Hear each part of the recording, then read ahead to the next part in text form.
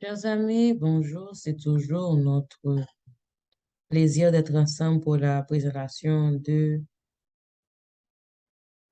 la leçon de ce matin, la méditation de ce matin. Matin, au dimanche 16 octobre 2022, nous gagnons comme méditation proposée par pasteur Fernando Zabala, le divin potier. En fait, du 16 octobre 2022, nous gagnons sagesse et pouvoir. Et pour la méditation d'hier, de ce samedi 15 octobre 2022, nous avons comme titre Mes enfants, venez manger. On a commencé avec le son hier là. Mes enfants, venez manger de la vigile matinale de Fernando. C'est Fernando Zavala, de notre Dieu est merveilleux. Mes enfants, venez manger. Jean 21, verset 2. Après cela, Jésus se manifesta encore aux disciples sur les bords de la mer de Tibériade. Courbons-nous pour une courte prière. Éternel notre Dieu, notre Père, merci de ce que tu nous aimes. Tu nous accordes encore une autre journée en ta présence. Avant de commencer la journée, nous venons méditer ta parole. Nous venons, Seigneur, recevoir le pain de vie. Merci de ce que tu nous aides à construire des trésors dans le ciel. Merci de ce que tu nous donnes le pain de ce jour. Tu nous pardonnes nos offenses, tu nous accueilles en ta présence. Tu nous aides à aimer nos prochains comme nous nous aimons nous-mêmes, Seigneur.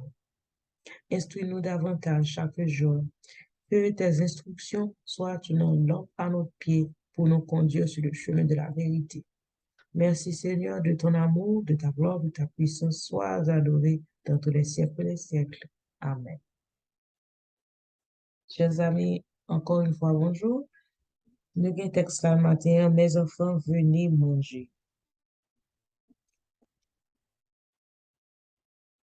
Après cela,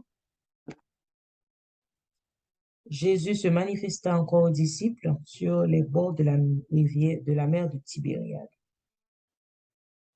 Par l'apôtre Jean, notre texte a évoqué la troisième fois que Jésus paraît à disciples depuis qu'elle était ressuscité des morts le premier jour de la semaine. Selon Jean 21, verset 14, en fait, ouais, c'est la première fois, c'était dans la chambre haute, côté Jésus, t'es paraît le jour de la résurrection. Deuxième fois, Jésus t'es paraît, c'était toujours une semaine plus tard, dans la même chambre. Cependant, il était au bord de la mer de Galilée avec certains d'entre eux dans un endroit saturé de souvenirs, il était avec eux sur les bords, en fait, de la mer de Tibériade. C'est au bord de la mer de Galilée que Jésus t'a relé Simon et André, ainsi que Jacques et Jean, les fils de Zébédée, pour te rentrer dans le ministère. C'est là aussi que il t'a dit, oh, jetez le filet pendant que tu passé une nuit entière, tu as essayé pêcher poisson, pas de jeune poisson, bon Dieu t'a dit, oh, jetez le filet et puis filet a été rempli selon Luc 5, verset 6. Au moment de cette troisième apparition sur les bords de la mer de Tibériade, les disciples n'ont pas de connaître, c'était Jésus qui était là. Pierre proposait pour le à le péché. L'autre te dit, yo pour l'accompagner, mais cette nuit-là, il ne prit rien, selon Jean 21, verset 3. Et il y a un étranger qui salue d'une façon très familière. Mes enfants, avez-vous quelque chose à manger? Non, répondit-il. C'est une façon vraiment curieuse de les saluer parce que Jésus est mes enfants. Alors, il était fatigué, il était affamé, il était travaillé, il n'a pas de jeune au seul poisson. Jésus dit, jetez le filet à droite du bateau et vous trouverez. Et vous faites ça et vous n'êtes même pas capable de retirer le filet ça tant que le filet a été plein de poisson. Le disciple débarqué, il est là, il y a un feu de braise, il y a un jeune poisson, il y a un pain Et puis, selon verset 10, 12 là, apportez quelques-uns des poissons que vous venez de prendre, leur dit Jésus, venez déjeuner. Nous réalisons ça passé là, le Seigneur de gloire, le vainqueur de la tombe, qui te gagne toute autorité sur la terre et dans le ciel, il t'a préparé le petit déjeuner pour ses enfants. C'est une chose merveilleuse. Je dis à matin, l'Éternel, le Seigneur des Seigneurs, Jésus veut préparer un petit déjeuner pour nous. Il dit nous, c'est une façon pour dire, tant que vous serez occupés à faire le travail que je vous ai donné à faire, je ne vous laisserai jamais hors de ma vue. Vous ne manquerez jamais des moyens nécessaires pour l'achever. Et bien là, c'est pour faire un merci Seigneur. Voilà ce qui me fait tomber à genoux devant toi et te dire, tu as dit Seigneur de recevoir honneur et gloire maintenant et pour l'éternité. Le Seigneur veut nous préparer le petit déjeuner ce matin. Et 21, dimanche 16 octobre 2022, nous vient comme titre Sagesse et pouvoir. Après être sorti, il alla, selon sa coutume, au mont des Oliviers. Ses disciples le suivirent. Arrivé à cet endroit, il leur dit, priez afin de ne pas rentrer en tentation. Comment Judas t'es cap fait connaître, c'est Jésus très facilement la nuit de la trahison. Après, Jean dit nous que Judas qui t'a pas suivre Jésus, t'es connaît côté Jésus t'a pas chita, t'es connaît côté Jésus t'a pied, parce que Jésus et ses disciples, s'ils étaient souvent réunis, ils connaissent. Selon Jean 18, verset 2, Judas t'es connaît côté Jésus t'a pas.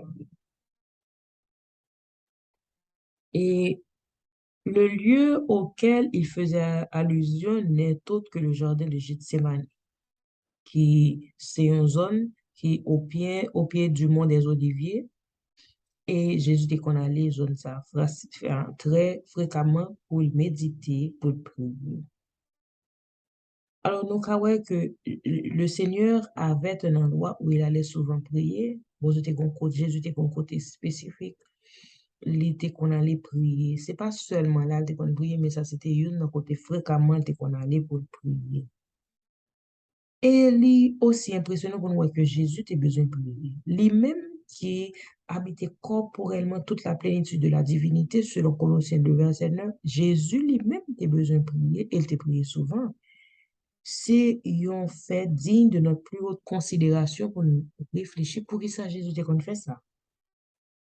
Le témoignage de l'Écriture dit non, le matin, pendant qu'il faisait encore très sombre, Jésus se levait et se rendait dans un lieu solitaire pour prier selon Marc 1er, verset 35. Alors, tout ça a montré nous que Jésus t'es qu'on prier et dans ces moments solitaires de prière, Jésus te recevoir la sagesse et la force qu'il a besoin pour commencer cette journée et pour te vivre, pour te faire les miracles, pour te continuer son ministère. Alors, ces heures de communion t'éballient la confiance constante qu'il était dans le Père. Alors, nous qu'à comprendre les événements les plus importants du ministère de Jésus étaient précédés ou suivis de moments de prière. Par exemple, Jésus a prié avant qu'il ait choisi ses disciples. Avant de ressusciter Lazare, il priait le rendre grâce. Sur le mont de la transfiguration, Jésus priait. Et lorsque Greg voulait rencontrer la Gethsémane, il priait.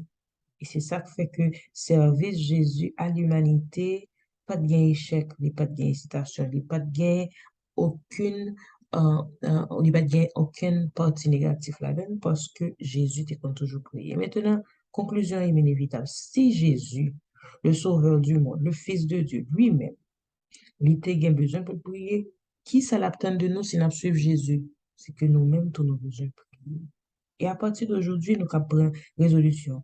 Même si Jésus qu'on fait chaque matin pendant qu'il était encore sombre, c'est-à-dire avant le lever du soleil, pour nous réveiller, nous, pour nous communier avec Dieu, pendant que pour qu'on ait un pile, nous capables de distraction, pendant que c'est encore paisible chez nous, c'est le moment de chercher un endroit solitaire pour nous présenter devant notre Père. En nous prier, je dis, la prière, c'est aide-moi, Seigneur, afin que rien ne m'empêche de faire une rencontre personnelle avec toi tous les jours, par la prière et par l'étude de ta parole. Que la première chose que j'entends dans la lumière d'un jour nouveau soit ta voix qui parle à mon cœur. Amen.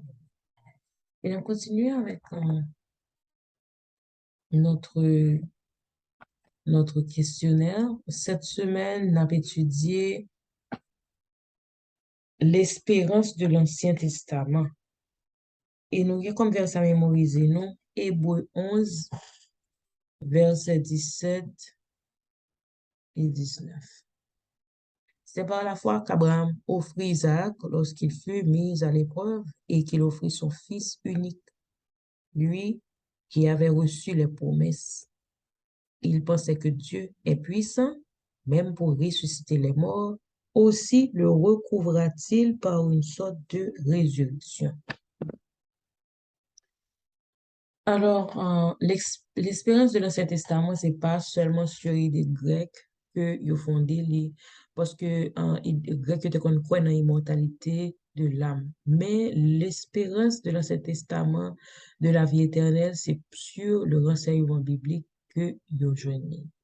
Alors, comment nous capable penser un corps humain qui mourit, qui déjà tourné poussière, capable de gagner la vie encore? Comment y a un monde qui mourit depuis des siècles, même des millénaires, capable de retrouver son identité? Est-ce que d'abord c'est une identité humaine ça que nous gagné? Alors, question ça vous fait nous penser comment la vie c'est un mystère. Jésus, en fait, Dieu a fait naître la vie à partir de la non-vie. Parce que Dieu soufflait dans les narines d'Adam et c'est comme ça Adam a la vie.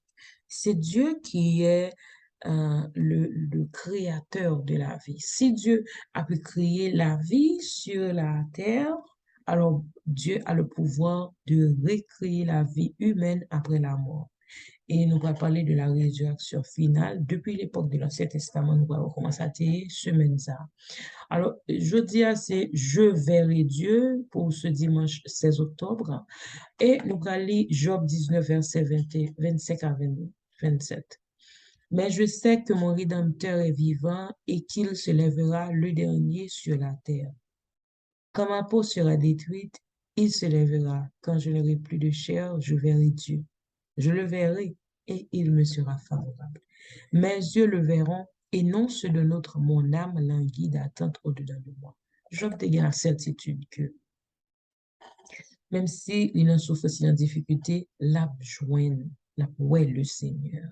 Même après sa mort, la une résurrection.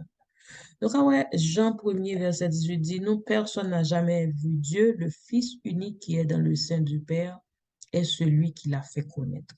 Nous, ouais, bon Dieu à travers Jésus. 1 Timothée 6, verset 16, qui seul possède l'immortalité qui habite une lumière inaccessible que nul homme n'a vu ni ne peut voir, à qui appartiennent l'honneur et la puissance éternelle. Amen. Alors, 1 Timothée 6, verset 16 a parlé de bon Dieu, qui est immortel, que pas qu'on ait monde qui est. Alors, des fois, nous avons pensé que la vie n'est pas juste. Nous, on a travaillé, nous faisons tout effort, nous, et puis, nous avons essayé toujours rester tu vois, dans la route que Dieu nous trace. Et, entre guillemets, nous sommes des bonnes personnes et c'est nous qui avons souffert. Et puis, mon qui est juste, c'est prospérer, c'est bien vivre. Selon Malachie 3, verset 14 à 18, vous avez dit, c'est en vain que l'on sert Dieu, qu'avons-nous gagné à observer ses préceptes et à marcher avec tristesse à cause de l'Éternel des armées. Maintenant, nous estimons heureux les hautains, oui, les méchants prospèrent, mon cap fait méchanceté, c'est eux qui bien vivre. Il y a tenté bon Dieu, et puis c'est eux-mêmes qui a bien passé. Alors, ceux qui craignent l'Éternel se parlèrent l'un à l'autre. L'Éternel fut attentif et il écouta. Et un livre de souvenirs fut écrit devant lui pour ceux qui craignent l'Éternel et qui honorent son nom. Il y a un livre de vie qui a écrit non nous-mêmes qui craignait le nom de l'Éternel, qui craignait, en fait, qui a cherché de la crainte de l'Éternel, bon Dieu gagne un livre ouvert qui gagne non nous là-dedans. Et l'Éternel des armées dit, ils seront à moi. ils m'appartiendront. Nous-mêmes qui voulons suivre Jésus, nous-mêmes n'a pas appartenu au Père. J'aurai compassion d'eux comme un homme a compassion de son fils qui le sert. Et vous verrez de nouveau la différence entre le juste et le méchant. Grande différence entre le juste et le méchant. Entre celui qui sert Dieu et celui qui ne sert pas Dieu. Au monde qui doit dire, bon, moi, j'aime pas méchant, mais ça va dire que juste, et des pour pas juste ou méchant. Monde qui peut observer bon Dieu, selon la Bible, c'est le méchant. C'est pas seulement le monde tue au monde, le monde fait mal seulement qu'au méchant. Méchant, c'est même ne pas accepter de reconnaître nous capables de dire Dieu comme notre créateur, comme notre sauveur. Et selon Somme 73, verset 12 à 17, ainsi sont les méchants toujours joyeux, ils accroissent leur richesse. C'est donc en vain que j'ai purifié mon cœur et que j'ai lavé mes mains dans l'innocence. Chaque jour, je suis frappé. Tous les matins, mon châtiment est là. Si je disais, je veux parler comme eux, je vois si je trahirais la race de tes enfants. Quand j'ai réfléchi là-dessus pour m'éclairer, la difficulté fut grande à mes yeux, jusqu'à ce que j'eusse pénétré dans les sanctuaires de Dieu et que j'eusse pris garde au sort final des méchants. En pile de fois, nous avons dit, c'est en vain que nous avons essayé de servir bon Dieu et puis rien n'a marché pour nous. Chaque jour, nous avons des difficultés, nous avons des châtiments. D'ailleurs, ceux qui veulent vivre pieusement seront persécutés. Alors, c'est même genre, difficultés apparaître dans une nom, mais là, nous connaissons le sort final des méchants. Le ça, n'a pas comprendre. Ce n'est pas en vain que nous t'es purifiés, que nous t'es lavé, mais nous dans l'innocence, que nous vivons selon la volonté de Dieu. Alors, c'est vrai, nous avons pensé que la vie n'est pas juste, mais la vie est juste. Dieu est juste. Pas gagné passé sans raison. Nous avons un exemple dans Job, comment Job, c'était un homme intègre qui craignait Dieu, qui se détournait du mal. Et malgré ça, Job, c'était, nous capables de dire, un acteur pendant que était sur la scène, sur la scène, l'étape joué, il était représenté, bon Dieu était misé sur lui que il pas quitté à foile pour être chose matérielle. C'est vrai, il était perdu toute bête, il était perdu propriété, il était perdu serviteur, il même perdu petit, et ensuite, il était jeune des amis qui te vini au lieu de ta balle. Courage, c'est accuser, pas accuser, lui dit, c'est parce que le péché qui fait que ça privé. Madame lui-même dit, le maudit Dieu et meurt. Job t'es pour contre lui dans cause. Il était souffri. Mais malgré ça, il dit, l'Éternel a donné, l'Éternel a ôté que le nom de l'Éternel soit béni. Il était resté fidèle à Dieu. Quand même il me tuerait, je ne cesserai d'espérer en lui. C'est ça, Job 13, verset 15 dit.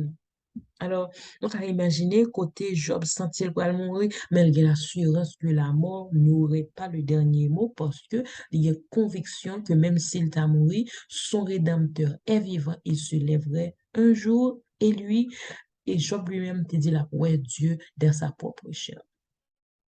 Job te connaît qu'il y a une résurrection. Son en espérance glorieuse que Job dégaine au milieu d'une telle tragédie. Nous-mêmes, je dis, nous n'avons pas une tragédie aussi dure, aussi compliquée que la tragédie de Job. Nous n'avons pas de pour nous qui est malade, nous n'avons pas de douleur, nous n'avons pas de perte énorme ça Job fait, sa vie économique, il perd tout bien, et ensuite il perd du petit lui-même. Ensuite, il gagne douleur dans sa chair. C'est difficile. Mais Job te gagné l'espérance de la vie éternelle et ça te permet de faire face à ces difficultés. Marthe, lui-même, Jean 11, verset 29 dit, je sais, lui répondit Marthe, qu'il ressuscitera à la résurrection au dernier jour. Alors, Marthe te connaît à bien résurrection. Et c'est en promesse, même Jean, Job, Marthe, je te connais que à bien la résurrection au dernier jour. Et nous apprendre à faire bon Dieu confiance au milieu de la dure injustice, entre guillemets, de la vie, au milieu des épreuves, dans les cousins, nous avons fait bon Dieu confiance et nous connaissons à bien la résurrection au dernier jour. Pour les justes, ceux qui veulent servir Dieu et leur volonté leur porte à, à accepter le sacrifice de Jésus et nous qui gardons les commandements de Dieu. C'est là que nous avons fait la présentation matin. Nous souhaitons déjà passer une bonne journée. Que le Seigneur vous bénisse.